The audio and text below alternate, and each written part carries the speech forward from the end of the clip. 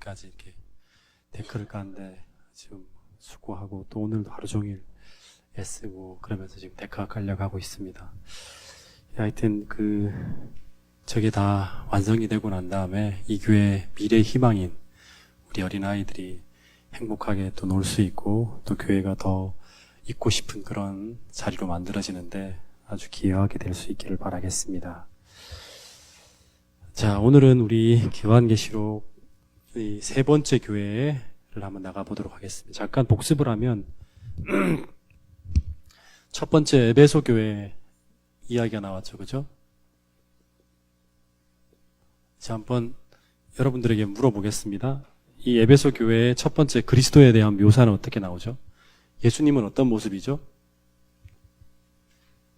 자, 이런 것들을 이제 알아놓으세요. 일곱 교회와 일곱 촛대와 그다음에 일곱 별을 붙잡고 있는 촛대 사이를 거닐고 계신 그런 분으로 묘사되어 나옵니다. 교회를 붙들고 계신 모습으로 나오고, 여기에 전해지는 메시지는 뭐였죠? 메시지는 첫사랑을 회복하라. 처음 사랑, 그죠? 첫사랑을 회복하라. 그 다음에 이제 이기는 자에 대한 보상은 뭐죠? 낙원에 있는 생명나무를 다시금 먹게 될 것이다. 이렇게 일단은 기억해 놓으세요. 그리고 이 시대는 언제다? 역사주의적으로 해석하면 31년부터 시작해서 이제 이 교회가 처음 생겨난 오순절 성령의 역사죠. 그죠? 마지막 사도가 생존했던 시대까지. 이때 이 시대를 다시 말하면 초기 교회 시대 또는 사도 시대라고 합니다. 그죠? 이렇게 정리를 해 놓으시면 좋을 것 같습니다. 두 번째 교회는 서머나. 첫 번째 에베소 교회 이름의 뜻이 뭐죠? 바람직한, 부러울 만한. 그죠? 두 번째 서머나 교회는 예수님의 모습이 어떤 모습이었습니까? 처음이요, 마지막이요, 죽었다가 살아나시니. 그 다음에 메시지는 죽도록 충성하라. 예.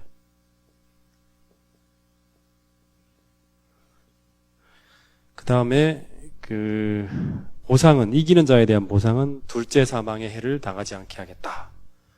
다음 역사주의적으로 해석을 하면 이 시대는 AD 100년 사도들이 다 죽고 나고 난 후에부터 시작해서 313년 밀라노 칙령이 내려지기까지 이 시대를 무슨 시대라 그런다? 박해 시대라 그런다. 여기까지는 좀 정리해 놓으시면 좋을 것 같습니다. 자, 잠깐 놔두고. 자, 이제 세 번째 오늘 교회로 나가 보겠습니다. 세 번째 교회는 무슨 교회다? 버가모 교회입니다.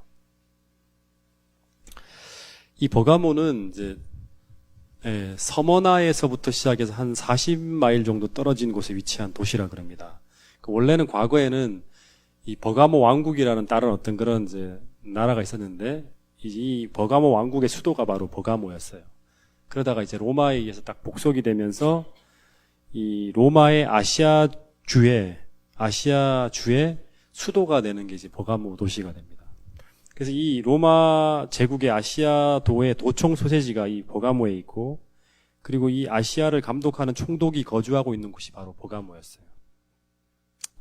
그래서 에베소와 같이, 에베소는 어떤 곳이라 그러면, 에베소도 굉장히 번창한 도시잖아요. 에베소는 상업도시라 그러면 이 버가모는 고대 세계의 종교를 총망라한 이교 숭배의 중심지가 바로 이 버가모입니다.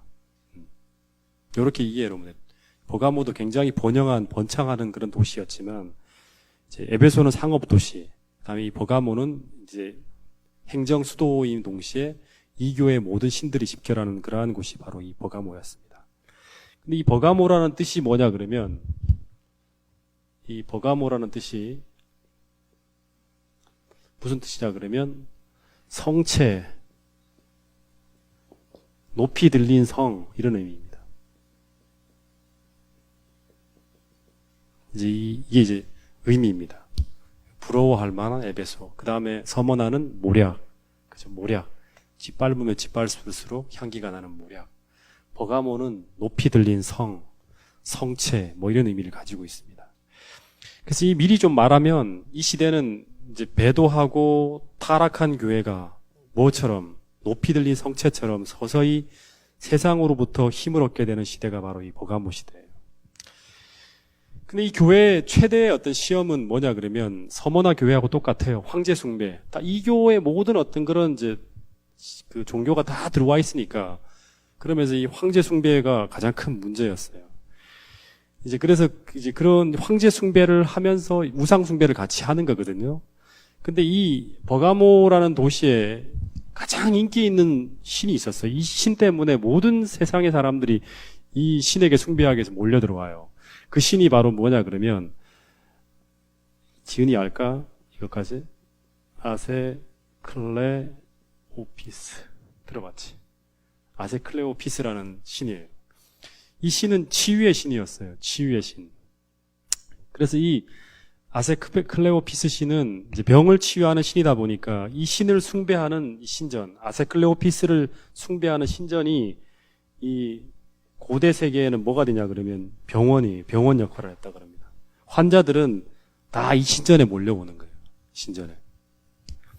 그래서 이 신이 굉장한 인기를 누리고 있었는데 이 신의 상징물이 뭐냐 그러면 이거는 이제 이 버가모라는 도시를 이해하기 위해서 알아놔야 돼. 이 신의 상징물이 바로 뭐냐 그러면 바로 뭐다? 네, 뱀이에요. 뱀. 그래서 이 뱀의 이 상징, 아세클레오피스를 상징하는 이 뱀이 바로 지금 현재도 대한의사협회라든가 의사협회 보면 이제 옆에 뭐가 붙어 있죠? 이렇게 마크가 있잖아요. 그죠? 이 마크에 보면 이 뱀 마크가 딱 있습니다. 혹시 이제 병원 가면 한번 보세요. 의사들이 입고 있는 그 가운에 마크가 바로 아세클레오피스 신을 상징하는 이 뱀 마크가 딱 찍혀 있습니다. 그래서 이 버가모 사람들은 이 뱀을 다시 말하면 이 아세클레오피스라는 신이 이 뱀이라는 존재를 볼 때마다 뭐를 생각하냐면 버가모 사람들은 이 뱀을 볼 때마다 뭘 상징하냐면 이 뱀은 아세클레오피스라는 신이 뭐 했다? 성육. 이 신인데 신이 인간의 세계로 들어오는 거잖아. 육체로 변했다. 성육신한 게 바로 뱀이라 그럽니다. 그래서 뱀을 숭배하는 거예요. 이 버가모라는 사람들이. 근데 이 버가모에 사는 그리스도인들이 이걸 딱 볼 때 뭘 생각할까요? 그리스도인들에게 이 뱀은 뭐죠? 네. 어디 그런 말이 나와 있습니까? 요한계시록 12장 9절에 보면 옛뱀 곧 마귀라고도 하고 사단이라고도 하는 존재가 바로 뱀이었어요. 그래서 이 그리스도인들은 그리스도인들에게 이 뱀은 뭐냐 그러면 사단이라는 존재가 육체를 가지고 둔갑했던 것이 바로 뱀이에요. 근데 이 개념을 그대로 아세클레오피스가 구주라고 하면서 이제 쓰고 있는 거예요. 그래서 인간을 치유하고 영생으로 인도하는 진짜 구주는 누구다? 바로 그리스도인들에게는 예수님인데, 근데 이 당시 버가모에는 사단이 그 역할을 대신하고 있는 거예요. 그래서 이제 이 버가모 교회에 보내는 기별에 보면 그 버가모에 사단의 보좌가 놓여 있다고 하면서 얘기를 하는 거예요. 이런 위험한 곳이 바로 뭐다? 버가모 시대였어요. 이런 위험한 시대가 바로 어떤 시대였냐 그러면 버가모 시대였어요. 겉으로는 교회가 굉장히 성장해 가고 번창해 가고 있지만 굉장히 위험한 곳에서 그리스도인들이 살고 있는 시대가 바로 무슨 시대냐 그러면 바로 버가모 시대였다는 거예요. 교회사적으로 공부하면 이 버가모는 언제부터? 자, 이제 큰 소리로 얘기해 보세요. 언제부터? 313년부터 시작해서 언제까지? 538년까지. 이제 538년이라 하면 이제 우리 다니엘서 공부한 사람들은 알죠. 이게 무슨 어떤 사건이 벌어졌는지를 다 알아놓으셔야 됩니다. 예. 이 서모나 시대의 말년, 다시 말하면 313년이 거의 끝나가는 303년부터 313년까지 어느 황제 때 극심한 박해가 몰아치죠? 디오클레시안 황제 때, 그죠? 10년간 최고의 그 박해가 몰아치던 그 무렵, 다시 말해 거의 서머나 시대가 끝나갈 무렵이에요. 디오클레시안 황제 때 굉장히 많은 사람들이 죽죠, 그죠? 우리 지난 화요일에 다 설명을 했어요. 근데 이 디오클레시안 황제가 죽고 난 다음에 로마의 황제가 된 사람이 누구냐 그러면 그 유명한 바로 누구다? 우리가 안식일을 가르칠 때마다 빼먹지 않고 이야기하는 사람. 이 디오클레시안 황제가 죽고 난 다음에 등장하는 로마의 황제가 콘스탄티누스 황제예요. 콘스탄티누스 황제가 등극하면서 버가모 시대가 열립니다.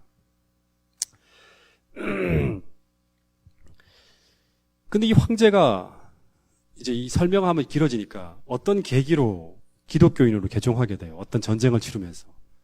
어떤 한 계시를 받고 이제 기록에 보면. 그리고 난 다음에 기독교인으로 개종을 하잖아요. 황제가 개종했으니까 기독교인들이 엄청난 기대를 가졌겠죠. 그죠? 그리고 난 다음에 뒤이어 313년 10월 27일, 10월 27일. 어떤 일을 벌어지냐 그러면 기독교를 정식으로 국가의 종교로, 불법 종교였잖아요. 디오클레시안 황제 때, 그죠? 근데, 그래서 그리스도인 모든 관습을 금지하는 명령이 쏟아지면서 수많은 사람들이 죽었잖아요. 근데 이 기독교를 정식으로 국가 종교로 승인해주는, 밀라노 칙령이 딱 이제 내려집니다. 밀라노 칙령.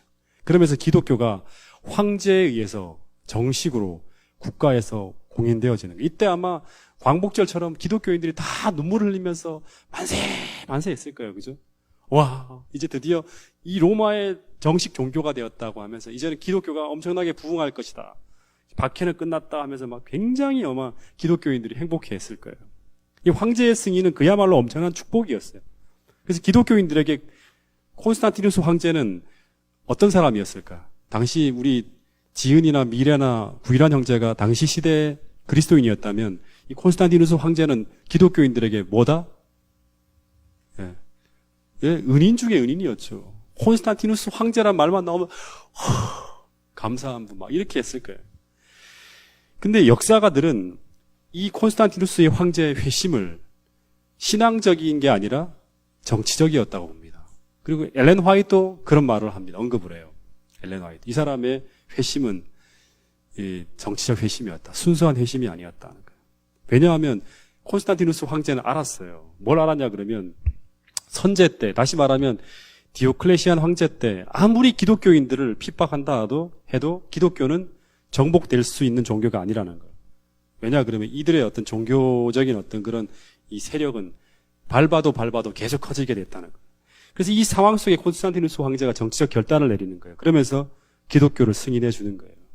근데 여러분, 그 후에 이 콘스탄티누스 황제가 어떤 일을 하냐 그러면 기독교인들에게 분에 넘치는 호의와 특전을 베풉니다.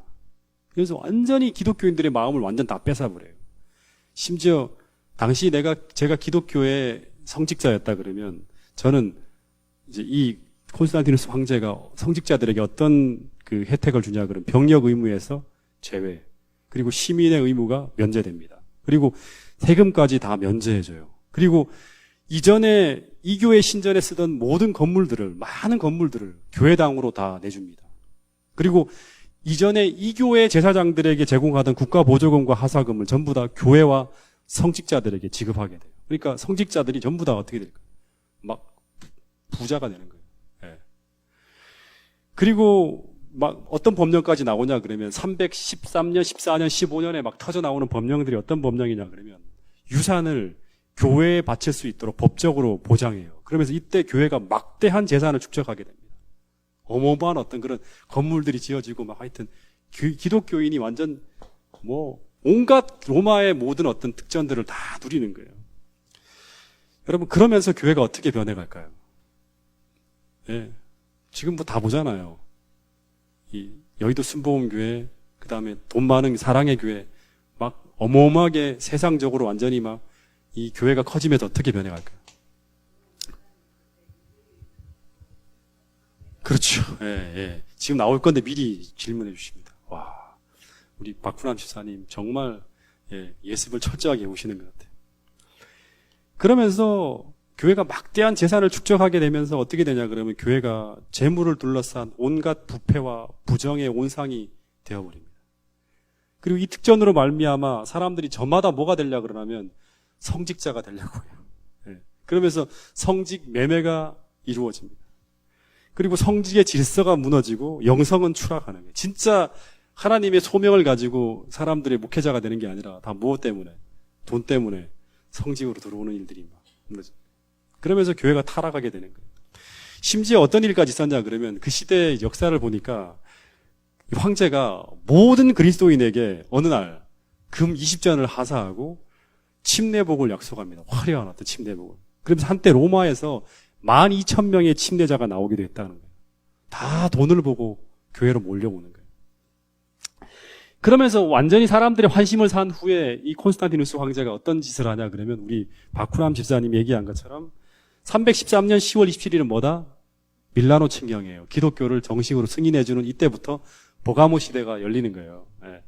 그 다음에 321년 3월 7일 어떤 일이 벌어지냐 그러면 바로 황제는 성직자들에게 분에 넘치는 호의와 특전을 베풀었어요.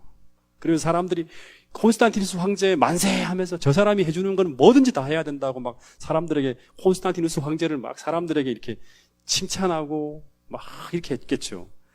그래서 이 콘스탄티누스 황제의 모든 것들을 거부할 수 없게 이제 사람들의 마음에 이렇게 쫙 가득 채우고 난 다음에 그 다음에 이 지도자와 교회의 모든 어떤 그런 성직자들이 황제의 은총에 열광하고 있을 때 어떤 일을 하냐 그러면 이 황제가 한 법안을 발표합니다. 그게 바로 뭐냐 그러면 일요일 휴업령이 내려져요. 321년 3월 7일. 그런데 이 일요일 휴업령이 어떤 휴업령인가 하면 여러분 잘 들으세요. 일요일 휴업령은 콘스탄티누스 황제가 이 날은 예수님의 부활의 날이다. 그래서 예배하라고 하지 않았어요. 아시겠습니까? 제가 이제 처음 구도자를 가르칠 때 이제 이 중학교 중등 교과서에 나와 있는 그 콘스탄티누스 황제가 발표한 일요일 휴업령을 읽어줘요. 그 문구는 어떻게 되냐 그러면 존경할 만한 무슨 날에?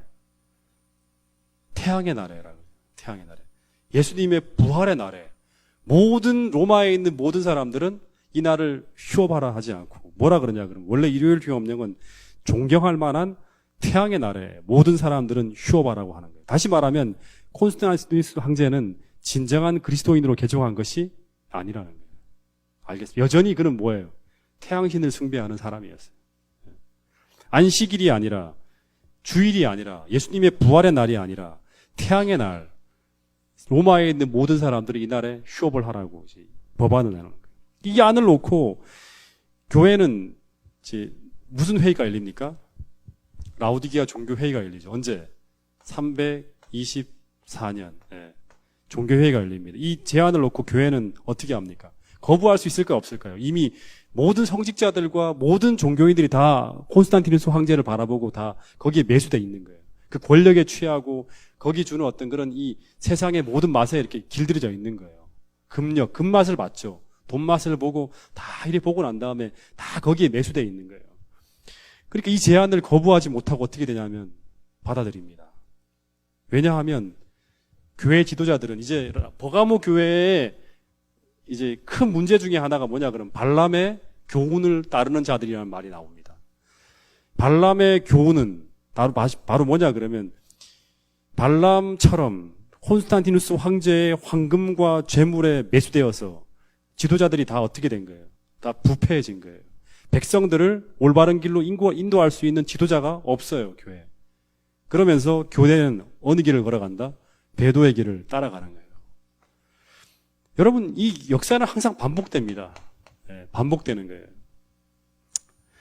다시 정리를 하면 이 버가모 교회의 시작은 313년 콘스탄티누스 황제가 기독교로 개종한 척했죠, 그죠? 개종하면서 밀라노 칙령을 내립니다. 그러면서 교회가 박해 시대가 끝나고 어떤 시대가 열린다? 네, 번영의 시대가 열리는 것처럼 보여요. 그러면서 황제가 기독교의 온갖 특전과 물질을 막 제공하면서 교회는 타락과 타협의 길을 걷게 되고 그러면서 이 324년 라오디기아 종교회의를 통해 기독교가 정식으로 일요일 휴업령을 받아들이게 되면서 교회는 권력과 황제와 더 밀착되어지면서 세속적으로 더 번영하는 것처럼 보이는 시대로 흘러가는 거예요. 그래서 이 교회는 기독교 교회는 세상적으로 볼 때는 높이 들린 성체처럼 금력과 권력으로 세상의 삐까번쩍한 모습으로 이렇게 나타나요. 근데 실제 이 기독교는 정말 속을 들이다 보면 황금이 빛을 잃고 세속화되어지면서 변질되어져 간 그 모습이에요. 여러분, 교회가 가장 아름다울 때, 가장 번영할 때는 언제죠? 복음의 능력을 의지할 때예요. 이 에베소 교회, 바람직한 그런 신앙을 가지고 있을 때, 비록 세상에서는 박해와 핍박을 받고, 그 다음에 이 서머나 시대에도 비록 세상에서는 큰 어떤 그런 어려움을 겪고 있지만, 너희들은 실제로 뭐다? 실제는 너희들의 환난과 궁핍을 내가 알지만 실제로 너희들은 어떤 자들입니다? 부유한 자라는 거예요. 네. 여러분, 오늘 우리가 이단이라는 어떤 그런 그걸로 말미암아 교회가 상당히 지금 세상적으로 볼 때는 어려움을 겪고 있지만, 소수라는 어떤 그런 것 때문에 많은 무시를 당하고 있지만, 여러분, 오늘 우리가 그럼에도 불구하고 진리를 타협하지 않고 우리가 믿음을 가지고 살아간다 그러면 예수님께는 바람직한 교회, 실제로 하나님께는 부유한 자로 설 수 있다는 거예요. 여러분, 이 시대에 이제 이런 어떤 타락한 교회로 흘러가기 시작하는 이 시대에 예수님이 나타난 모습이 바로 어떤 모습이냐 그러면 12절 읽어보겠습니다. 2장 12절. 예수님이 어떤 모습으로 나타나는가, 이 버가모 시대에. 자, 읽어보겠습니다. 시작. 버가모 교회 사자에게 편지하라. 좌우에 날선 검을 가지신 이가 이르시되 내가 어디에 사는지를 내가 아노니. 예, 여기 보면 예수님이 어떤 모습으로 등장했습니까? 좌우에 날선 검. 예. 날선 검을 가지시니라. 여러분, 좌우에 날선 검이라 그러면 이제 무조건 나와야죠. 이게 뭐예요? 하나님 말씀이죠. 그죠? 말씀. 그냥 말씀이 아니죠. 그죠? 날이 서 있는 말씀이에요. 무뎌 있는 말씀을 가지고는 절대 안 돼요. 항상 검은, 하나님의 말씀의 검은 성령으로 기름 발려져 있는 날이 서야 돼요. 오늘 우리에게 그 하나님 말씀이 날이 선 검으로 우리가 쥐고 있어야지만 우리가 세속화와 세상의 여러 가지 영향력으로부터 바른 길을 갈 수 있는 거예요. 당시 버가모라는 도시에도 이제 로마에서 보낸 어떤 총독이 이제 거주하고 있었다 했죠. 이 사람이 뭘 차고 다녔냐 그래, 검을 차고 다녔대요. 조선 총독부에 보면 옛날에 이제 일본도를 총독이 차고 다녔잖아요.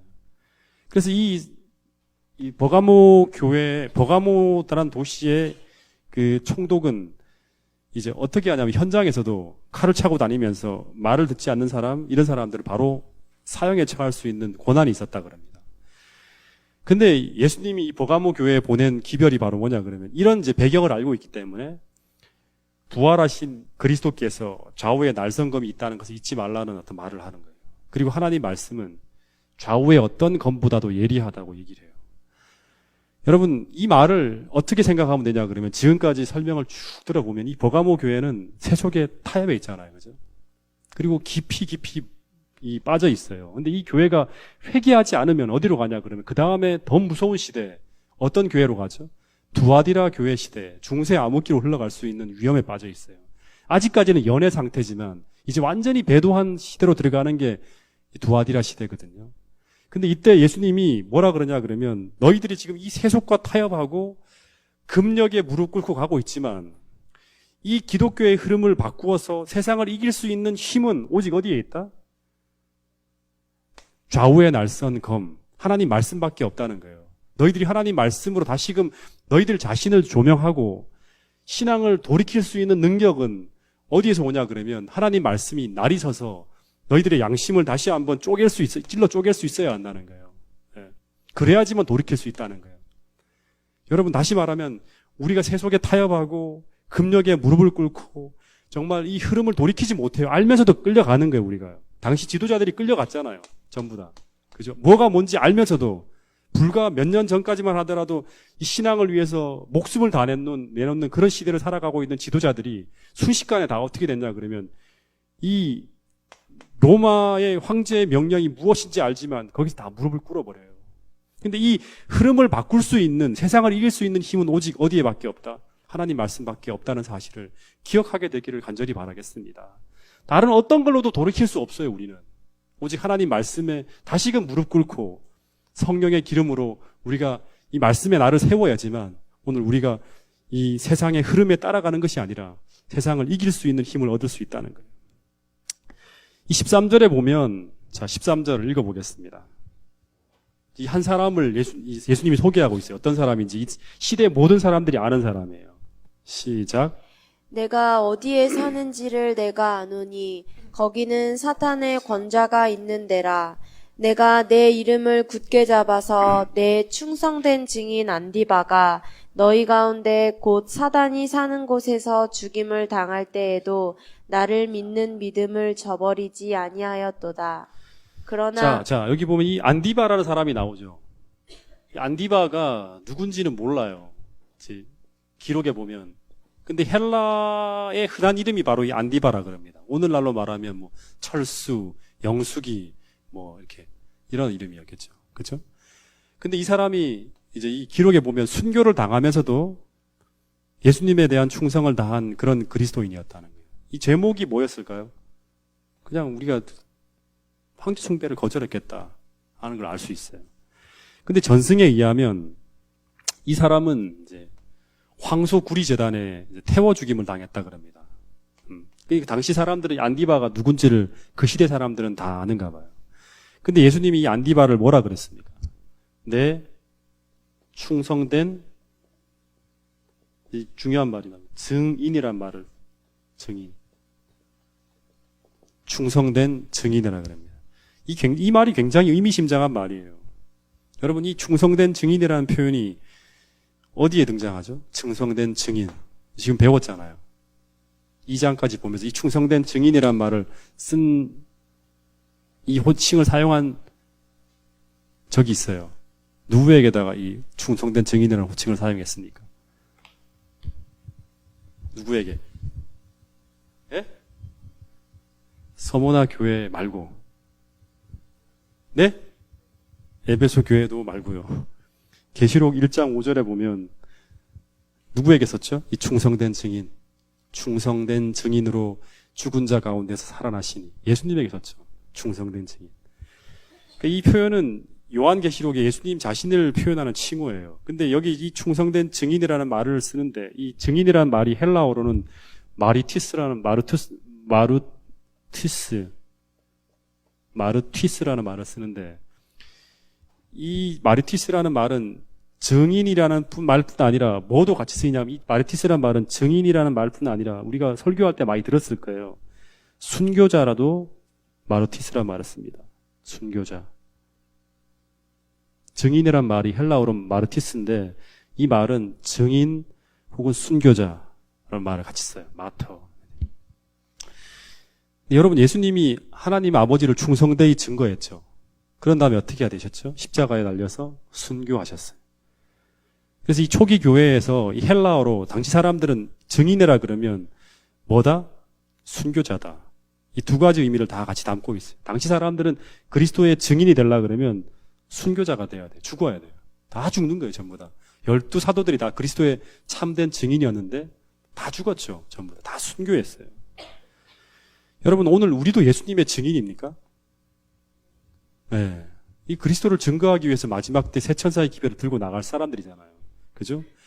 그리스도의 증거를 가진 자들이고 그것을 증거해야 되는 사람들. 근데 그리스도를 증거하기 위해서는 초기 그리스도인들의 삶을 본다 그러면 전부 다 어떤 사람이었다. 그리스도를 증거하기 위해서 피를 흘리면서 순교하는 자들이었어요. 그래서 이 안디바가 이제 이 대부분의 사람들은 보가모 교회 사람들은 다 어떻게 되냐 그러면 이 높이 들린 성체처럼 세상을 타협하기 위해서 다 그리스도를 증거하는 것을 포기하고 편리한 길을 다 따라갔어요. 진리를 다 포기하고. 근데 이 한 사람, 소수의 사람들이죠. 그렇죠? 안디바라는 사람은 충성된 증인의 길을 걸었는데 그 사람은 어떤 길을 걸었냐 그러면 증인이 된 사람은 자기 목숨을 바쳐서 순교하는 그 자리에 섰다는 거예요. 마지막 시대를 살아갈 때 오늘 우리가 진짜 하나님의 충성된 증인으로서 충성된 그리스도인으로서 끝까지 충성되다는 말은 신실하다는 거거든요. 남은 자라는 말은 뭐냐면 신실한 사람들이에요. 여자가 다 교회 다니는 모든 그리스도인들이 다 하나님의 충성된 증인이 되는 게 아니라 그 중에 남은 자들이 충성된 증인이 되는데 그들은 어떤 사람들이냐 그러면 신앙을 위해서 그리스도를 위해서 순교를 각오한 사람들이 되는 사람들이에요. 여러분, 오늘 우리들도 정말 이 예수님을 증거하기 위해서 우리의 목숨을 걸 수 있는 그런 예수님을 사랑하는 사람들, 신실한 그런 그리스도의 증인이 되기 위해서 날마다 예수님을 위해서 이 자아를 포기하고 그리스도를 위해서 순교를 각오하는 그런 신앙을 가지고 매일매일의 신앙생활을 할 수 있는 여러분과 저가 될 수 있기를 간절히 바라겠습니다. 14절 15절 또 읽어보겠습니다. 시작. 그러나 내게 두어 가지 책망할 것이 있나니 거기 내게 발람의 교훈을 지키는 자들이 있도다. 발람이 발락을 가르쳐 이스라엘 자손 앞에 걸림돌을 놓아 우상의 제물을 먹게 하였고 또 행음하게 하였느니라. 예, 여기 보면 이제 내가 두어 가지 책망할 것이 있는데 거기 이제 오늘 제가 이 설명을 다 했기 때문에 우리가 민수기를 다 배웠죠. 그러니까 이 발람의 교훈을 딱 보는 순간 민수기를 공부한 사람들은 이게 무슨 내용인지 딱 알아요. 그죠? 민수기 몇 장부터 몇 장? 24장에 보면 이제 이 발람 이야기가 나오죠. 그죠? 이 발람은 어떤 사람이었다? 잠깐만 복습을 하면 우리가 이 이야기를 막 수장에 걸쳐서 한참 공부했습니다. 그죠? 계시록은 모든 빛이 다 모아지는 곳이다. 구약을 이해 못하면 이게 뭔 소리인지 몰라요. 이 발람은 어떤 사람이었습니까? 이방인이었습니까? 이방인이 아니었죠.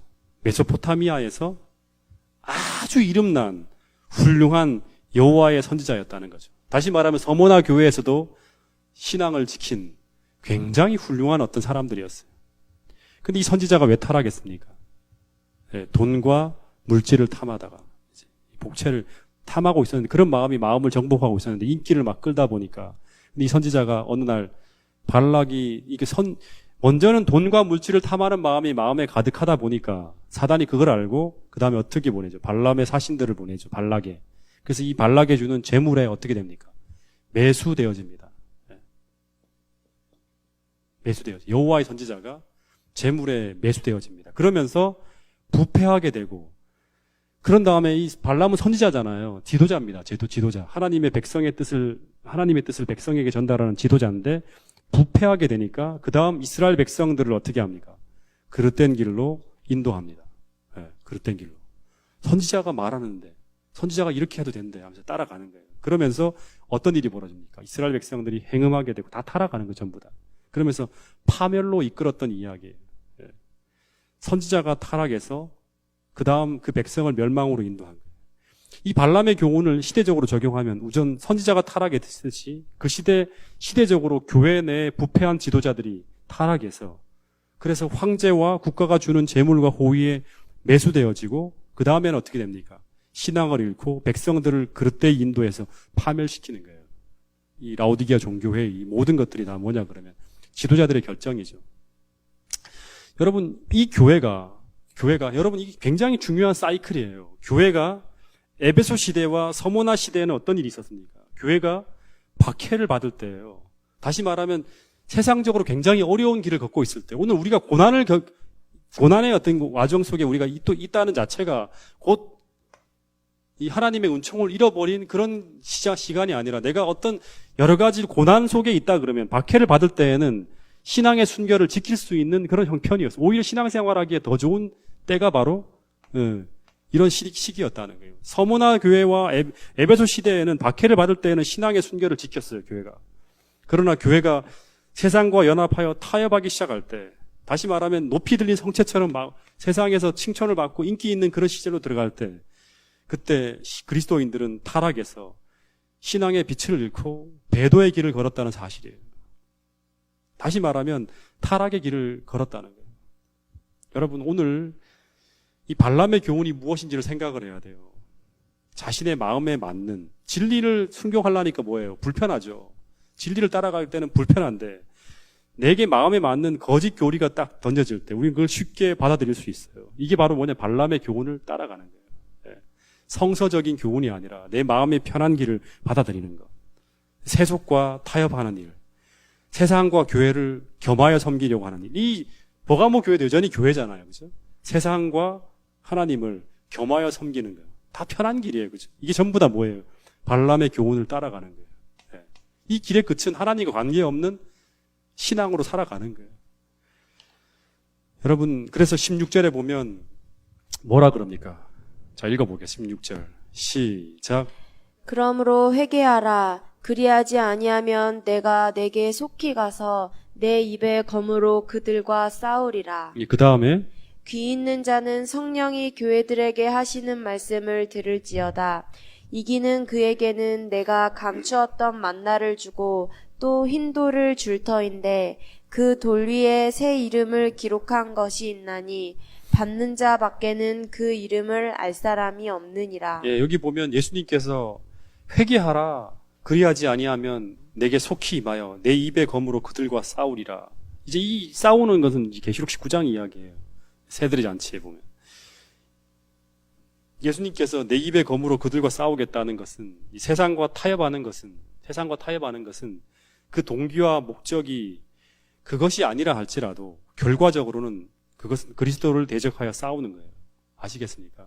세상과 타협한다는 거. 이 나중에 버가모 교회, 그 다음에 두아디라 교회는 완전히 세상과 결탁해서 하나님의 이름을 높인다고 스스로 얘기했지만 실제로는 성도들을 핍박하고 하나님을 대적하는 그런 일을 했던 거예요. 여러분, 그래서 17절에 보면 귀 있는 자는 성령이 교회들에게 하시는 말씀을 들을지어다 하면서 이기는 그에게는 세 가지의 상을 얘기하고 있어요. 세 가지의 상. 자, 다시 한번 얘기해 볼까요? 에베소 교회에 주는 상은 뭐다? 낙원에 들어가서 생명나무의 실과를 먹을 수 있다. 두 번째, 서머나 교회에 주는 상급은 뭐다? 둘째 사망의 해를 면하게 하겠다. 이게 좀 자꾸 이제 반복하는데 이제 애워놓으세요. 자꾸. 예? 책에 다 있습니다. 천천히 나가잖아. 책에 다 있습니다. 예. 천천히 나가니까 다 쓰면 메모 다 하잖아요. 메모하잖아요, 지금. 메모하시라고. 자, 세 가지, 이제 이 버가모 교회는 세 가지 상급이 나오는데 첫 번째는 뭐다? 그냥 만다가 아니라 감추었던 만나를 준다. 두 번째는 흰 돌을 준다. 세 번째는 새 이름을 준다. 세 가지. 여러분, 감추었던 만나가 무슨 뜻일까요? 감추었던 만나. 그냥 만나가 아니라 감추어졌던 만나라는 거예요. 예. 성소적 배경을 모르면 잘 이해를 못해요. 이 만나는 어디에 있었죠, 원래는? 만나는 어디 있었습니까? 지성소의 법궤 안에 들어있는 거예요. 그죠? 만나는. 처음 내렸을 때 하나님이 기적적으로 이스라엘 백성들을 먹여주었던 것을 기념하기 위해서 이 만나를 한 오멜을 담아갖고 지성소 법궤 속에 담아놨어요. 이건 정도는 알아놔야 돼요. 그럼 또 이거는 뭐 팁인데요. 지성소의 법궤 속에 들어있는 세 가지가 뭡니까? 아론의 쌍난 지팡이, 그 다음에 만나 한 오멜, 그 다음에 우리가 나아는 법궤니까 십계명이 들어있어요. 두 돌비가 들어있는 이 세 개가 들어있어요. 근데 이제 유대 전승에 의하면 이 엘렌 화이트에 그래도 나오죠. 솔로몬 성전이 파괴될 때 언제입니까? 네, 시드기야 왕 때, 그죠? 망하잖아요, 그죠? 솔로몬 성전이 파괴될 때 예레미야가 너무너무 가슴 아팠죠. 하나님의 임재의 상징인 성소가 이제 궁전이 파괴되고 하나님의 보좌가 이제 더럽혀져서 침해가 당할 수 있기 때문에 어떻게 하냐 그러면 하나님의 도우심을 힘입어서 그 법궤를 어디다가 감추자 그러면 법궤를 가져다가 시내산의 바위 틈에 감추었다는 기록이 있습니다. 그리고 그것은 언제? 메시아가 올 때까지 거기 있을 것이라고 전해져요. 예수님이 재림하실 때 우리가 그 법궤가 지금 인디아나 존스 영화 보면 막 그걸 찾겠다고 지금 뭐 법궤를 찾아서 하면서 막 나오잖아요. 아직까지도 고고학자들은 그 법궤를 찾겠다고 난리를 피고 있어요. 그 중에는 재림교인은 있다 없다. 단 한 명도 없다. 왜냐 그럼 선지자는 절대 이것을 찾을 수 없다고 알기 때문에.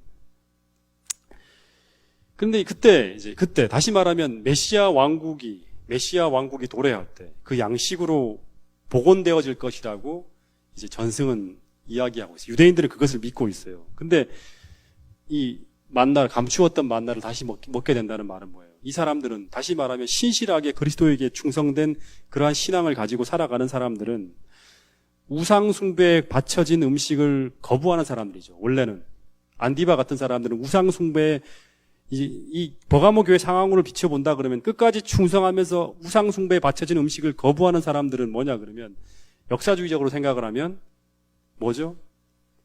황제라든가 그 로마로부터 내려지는 그 어떤 축복들을 다 거절하는 거잖아요. 신앙을 위해서.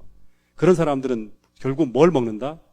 감추었던 만나, 하늘의 음식을 먹게 될 것이라고 그것과 대조해서 말하는 우상 숭배 음식을 거부하는 사람들에게는 내가 다시금 너희들에게 뭘 주겠다? 만나를, 감추었던 만나를 주겠다는 거예요. 메시아 시대에 먹는 두 번째 힌돌은 뭐냐 그러면요. 힌돌의 주어졌던 그 케이스들을 보면 법정에서 판사가 이렇게 이제 어떤 사람을 기소하잖아요. 그 검사가. 그러면 그 사람에게 무죄를 표시할 때 첫 번째 힌돌을 던져요. 이 안디발은 유죄를 선고받고 죽잖아요. 힌돌을 받는다는 건 하나님 앞에서 무죄라는 거예요. 그리고 또 하나는 경기에서 이긴 사람들에게 힌돌을 준대요. 이기는 자에게. 다시 말하면 순교자로서 죽은 사람은 패배한 사람이나 세상의 법정에서 죄인으로 죽은 게 아니라 하나님은 뭐 어떻게 한다? 너의 무죄를 선고하고 너는 이긴 자야 하는 거예요. 이기는 자에게 힌돌이 전해지니까. 오늘 세상에서 예수님처럼 순교하고 그 다음에 빼앗기고 여러 가지 잃는 것이 많다 하더라도 하나님 앞에서는 승리자고 무죄한 자로서 하나님은 우리를 보신다는 거예요. 굉장히 중요한 메시지가 있겠죠. 세 번째는 그래서 힌돌은 승리한 그리스도에게 주어지는 거고 세 번째는 뭐죠? 새 이름을 주신다고 했죠. 근데 새 이름을 주시는데 이 새 이름은 뭐다? 어떤 이름이다? 뭐라고 적혀 있어요, 여기? 뭐라고 적혀 있습니까? 새 이름은 어떤 이름이다? 지은이 읽어봐. 그 이름을 기록한 자밖에, 지어준 자밖에 모르는 이름이에요. 이 새 이름은. 제가 이 말씀 보면서 참 이제 생각을 많이 했는데 성경에 보면 이제 하나님이 지어주는 이름을 받고 살아가는 사람들이 있죠. 그죠? 새 이름이 나오는 부분이 여러 개 있어요. 새 이름을 준다는데 새 이름을 받은 사람이 있죠. 그죠? 성경에 새 이름이 여러 개가 나와요. 그 중에 하나, 아브라함이 뭐로 바뀌었습니까? 아브라함이 원래는 아브라함으로 지어졌죠. 여호와 하나님께서 내가 너를 이제는 아브람이라 부르지 않고 아브라함이라고 부르겠다 그랬어요. 그 다음에 또 원래 야곱이 아니라 야곱이 뭐로? 이스라엘로 바뀌었죠. 이스라엘. 이게 전부 새 이름이죠. 야곱은 속이는 자인데 승리자로, 그죠? 그 다음 또 있죠. 사레가 사라로. 많이 아십니다. 또 내보세요. 베드로가 뭐로? 원래는 이제 시몬이 베드로로, 그렇죠. 또 사울이 바울로. 다 새 이름이에요, 그렇죠. 새 이름이에요. 이 새 이름은 뭐냐 그러면 이걸 성경을 보니까 하나님과 사람 간의 새로운 관계가 성립되었다, 그죠. 더 올바른 관계, 더 진실한 관계가 성립되었다는 걸 의미하는 표현이에요. 마찬가지로 이 버가모 성에서 그 도시에서 사단의 보좌에 있는 위험하고 적대적이고 여러 가지로 불리한 환경에서 승리한 사람들에게 이게 어떻게 보면 박해시대라든가 초기 시대보다 더 신앙을 지키기 힘든 상황이에요. 그죠?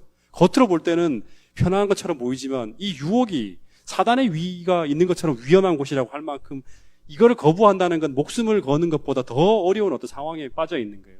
그래서 이거를 거부하고 승리한 사람들에게는 진짜로 그 사람은 어떤 사람이다? 나를 사랑하는 사람이다.